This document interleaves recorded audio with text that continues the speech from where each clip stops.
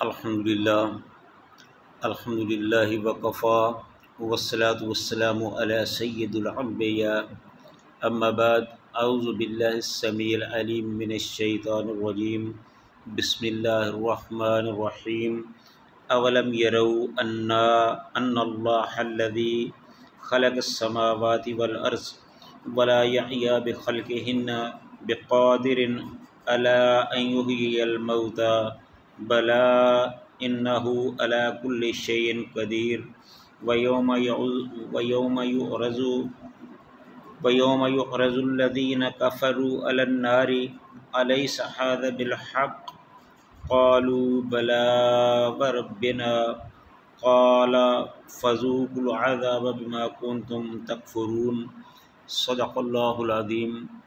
ہر قسم کی حمد و ثناء اللہ رب العالمین کے لیے جو سارے جہان کا خالق و مالک اور پیدا کرنے والا ہے۔ لاکھوں کروڑوں درود و سلام آمینہ دلال پیکر حسن و جمال صاحب شرف و کمال پیغمبر بے مثال شفیع المذنبین رحمت للعالمین حضرت محمد الرسول اللہ صلی اللہ علیہ وآلہ وسلم کی ذات اطہر پر۔ ناظرین، قبل اس کے کہ ہم اپنی گفتگو کا آغاز کریں، میں حسب سابق آپ کو یہ ریکویسٹ کرنا چاہوں گا کہ ہماری اس گفتگو کو جہاں آپ خود سنتے ہیں وہاں اپنے بھائیوں کو، دوستوں احباب کو، گھر والوں کو، بچوں کو بھی یہ سنائیں، ان کو یہ شیئر کریں تاکہ اللہ کے دین کی تبلیغ کا یہ سلسلہ صحیح معنوں میں جاری اور ساری رہ سکے اور اللہ کے دین کی یہ باتیں زیادہ سے زیادہ لوگوں تک پہنچ سکیں، اور ہو سکتا ہے کہ ہماری یہ چھوٹی سی کاوش کل آخرت میں اللہ کے دربار میں ہماری نجات کا سبب بن جائے۔ تو آئیے چلتے ہیں اپنے اصل مضمون کی طرف۔ اللہ تعالیٰ فرماتے ہیں کہ اولم یروا ان اللہ الذی،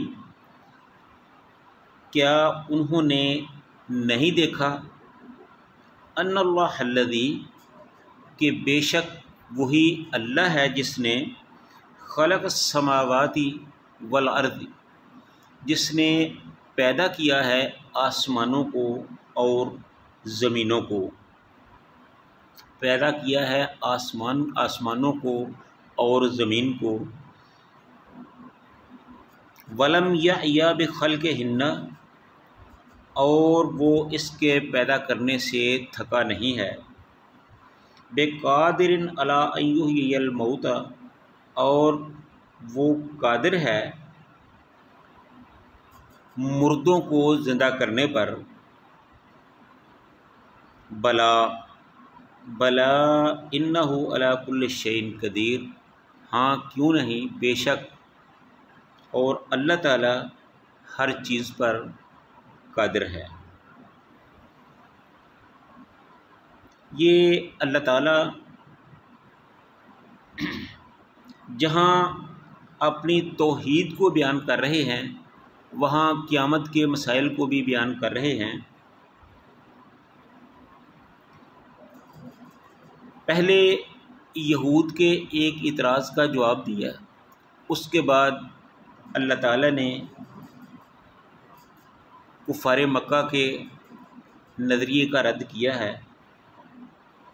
یہودی کہتے تھے کہ اللہ تعالیٰ نے پہلے 6 دنوں میں آسمان اور زمین کو بنایا اور پھر اس کے بعد آرام فرمایا، یعنی کہ اللہ تعالیٰ تھک چکے تھے تو انہوں نے آرام کیا۔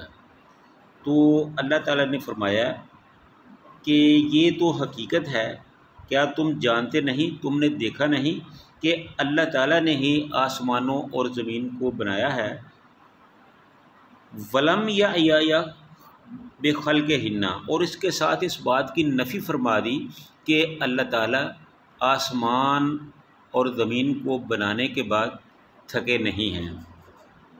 کیوں؟ کہ یہ اللہ کی صفت نہیں ہے، اللہ کی تعریف اور صفات کے خلاف ہے۔ اللہ تھکتا نہیں ہے، اللہ سوتا نہیں ہے، اللہ کو بھوک نہیں لگتی، اللہ بیمار نہیں ہوتا۔ اللہ بیمار نہیں ہوتا لیکن لوگوں کو شفا دیتا ہے۔ وہ خود کھاتا نہیں لیکن لوگوں کو کھلاتا ہے۔ وہ خود سوتا نہیں لیکن لوگوں کو سلاتا ہے۔ تو اس طرح اللہ تعالیٰ یہ سارے کام کر کے تھکتا نہیں ہے، بلکہ یہ اس کی صفات کے خلاف ہے۔ تھکتے تو انسان ہیں جنہوں نے اپنے ہاتھوں سے کام کرنا ہوتا ہے، اور اللہ جو کام کرتا ہے اس کا ایک اپنا طریقہ ہے۔ اللہ کے کام کرنے کا طریقہ یہ ہے کہ اللہ تعالیٰ تو فرماتے ہیں کہ کن ہو جا فیکون، پس وہ ہو جاتا ہے، اور یہی اللہ کا طریقہ کار ہے۔ اللہ فرماتے ہیں اور وہ کام ہو جاتا ہے، اور یہی اللہ تعالیٰ کی شان ہے۔ یہ تو تھا یہودیوں کے ایک نظریے کا ابدال۔ اب اس کے بعد جو مشرکین مکہ تھے وہ کہتے تھے کہ انسان کی زندگی ہی سب کچھ ہے۔ جب انسان ایک دفعہ فوت ہو جاتا ہے، مر جاتا ہے، تو اس کے بعد اس کی کوئی زندگی نہیں ہے۔ لہذا یہ جو باتیں بنائی جاتی ہیں کہ انسان زندگی کو دوبارہ اٹھایا جائے گا اور اس کے بعد جو ہے وہ اس سے حساب کتاب لیا جائے گا، اس سے پوچھا جائے گا، تو یہ ساری باتیں من گڑت ہیں، ایسا نہیں ہو سکتا۔ تو اللہ تعالیٰ نے فرمایا کہ کیا انسان مردوں کو زندہ نہیں کرتا؟ بقادر علی ان یحیی الموتیٰ، کیا اللہ تعالیٰ مردوں کو زندہ کرنے پر قادر نہیں ہے؟ تو جواب ملتا ہے بلا، بے شک ہاں، کیوں نہیں، انہ علی کل شیء قدیر، اللہ تعالیٰ ہر چیز پر قادر ہے، کہ اللہ تعالیٰ ایسا کر سکتا ہے، یہ اللہ کی شان ہے، ایسا ممکن ہے، ایسا ہو سکتا ہے۔ تو اس سے جو کفار مکہ تھے ان کے عقیدہ کا ابدال ہوا، یعنی ان کا رد ہوا، ان کو جھوٹا قرار دیا گیا، اور اس طرح اللہ تعالیٰ نے دو مسائل، ایک یہودیوں کا رد اور ایک کفار مکہ کا رد کیا۔ تو اس لیے اس آیت سے ہمارے لیے یہ واضح ہوتا ہے کہ ہم چونکہ مسلمان ہیں تو ہمارا ایمان ہے کہ جنت دوزخ دوبارہ پیدا کرنا، قیامت کا آنا، یہ سب حق ہے اور اس پر عمل کرنا ضروری ہے۔ تو اس لیے ہمیں چاہیے کہ اس وقت کی تیاری کریں جب اللہ تعالیٰ سامنے جنت کو بھی لے آئے گا اور دوزخ کو بھی لے آئے گا، پھر پوچھا جائے گا کہ ہاں بتاؤ یہ حق ہے یا نہیں، تو اس وقت لوگ کہیں گے کہ حق ہے، لیکن اس وقت کا مان لینا کوئی فائدہ مند نہیں ہوگا۔ تو اس کا جو جواز ہے، دلیل ہے، وہ اگلی آیت میں آ رہی ہے، اس کو ہم وہاں انشاءاللہ ہم بیان کرتے ہیں۔ اللہ تعالی ہم سب کو سمجھ کر عمل کرنے کی توفیق عطا فرمائے۔ وآخر دعوانا ان الحمد للہ رب العالمین۔